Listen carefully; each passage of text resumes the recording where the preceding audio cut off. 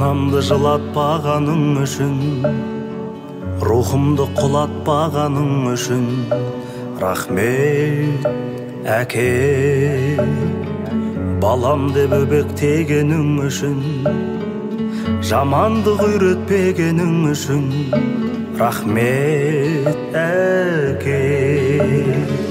Қорғансыз тастамағаның үшін, ниетті ластамағаның үшін, рахмет әке. Ең жақсы адам болғаның үшін, адамнан адал болғаның үшін, рахмет әке.